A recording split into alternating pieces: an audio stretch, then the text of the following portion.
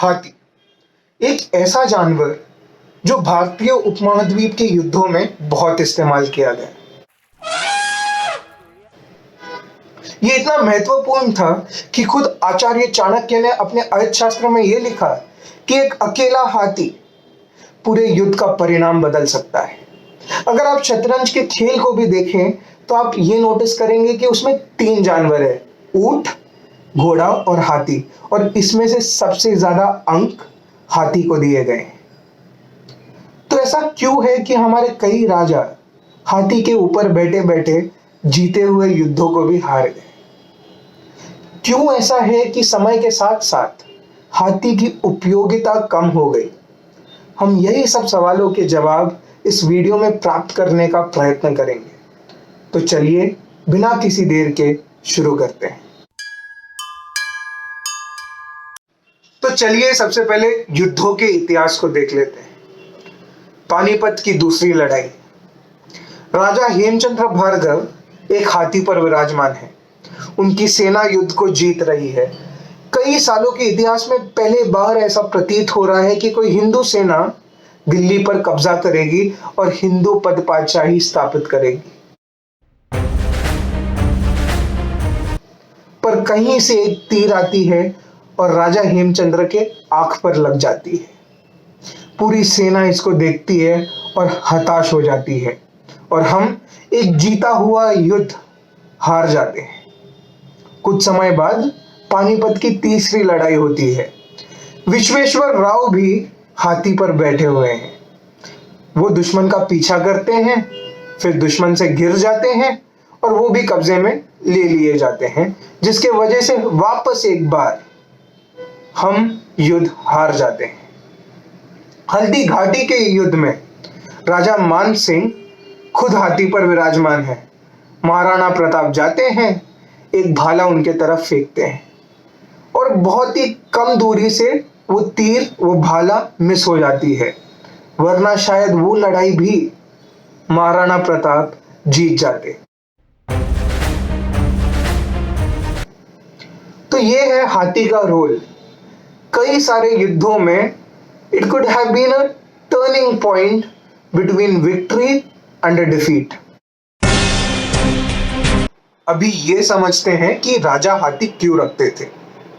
आप ये समझिए कि एक हाथी को पालने पोसने में बहुत खर्चा आता था, तो हर राजा के लिए एक गर्व, एक अभिमान की बात थी कि मेरे पास दुश्मन से ज्यादा हाथी हैं।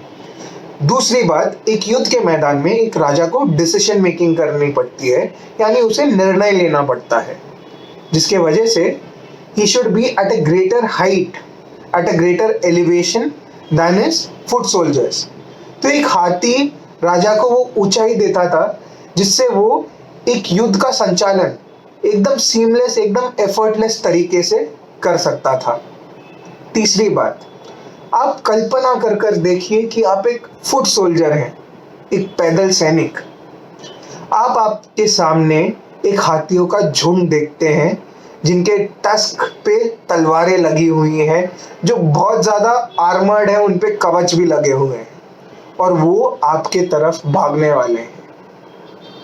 लड़ाई से आपका ध्यान हट जाएगा और अपने बचाव पर अपना ध्यान चला जाएगा, जिसके वजह से एक साइकोलॉजिकल इफेक्ट पड़ जाता था।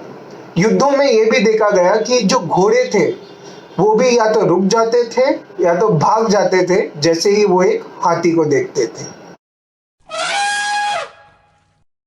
और दोस्तों, इसके अलावा भी आपको समझना पड़ेगा, there was a war strategy called the elephant charge. कई सारे हाथी एक लाइन में खड़े कर दिए जाते थे और उनको निर्देश दिया जाता था कि आपको दुश्मन के सैनिकों को कुचल के आगे बढ़ना है। तो आप समझिए, दुश्मन के सैनिक ऐसे खड़े हैं और हाथी ऐसे आएंगे। अब जब हाथी ऐसे आएंगे तो वो दुश्मन के पैदल सैनिकों को बीच में से कुचल कर आगे बढ़ जाएंगे, जिसके वजह से जो लाइन फॉर्मेशन है वो टूट जाएगी, द रैंक्स विल फॉल, और इसके वजह से जो आपकी पूरी युद्ध की रणनीति है वो बेकार पड़ जाएगी।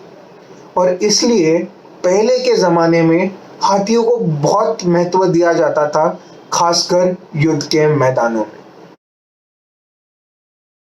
तो जब एक हाथी इतना शक्तिशाली, इतना पावरफुल है, तो वो युद्ध के मैदान में हार क्यों जाता था? वेल, आप ये समझिए कि एक राजा अगर ऊंचाई पर है और वो सबको देख सकता है, तो सब उसे भी देख सकते हैं। राजा हेमचंद्र के केस में यही हुआ।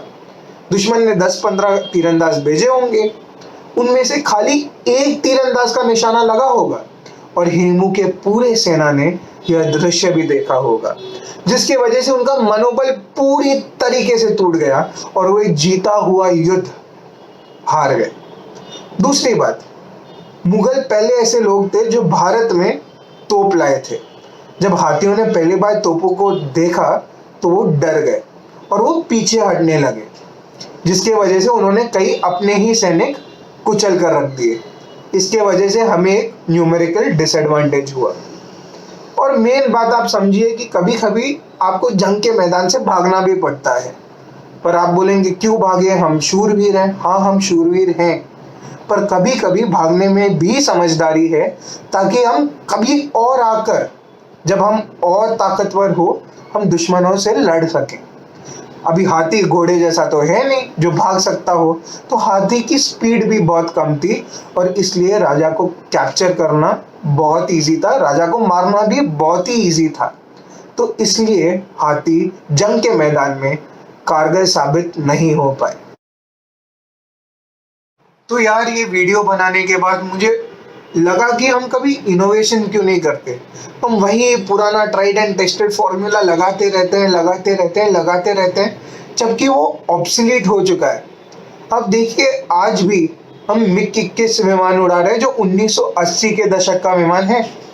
बेशक इसमें कोई शक ही नहीं है कि भारत के सैनिक दुनिया के सबसे शूरवीर सैनिक हैं, इसमें कोई शक ही नहीं है सर।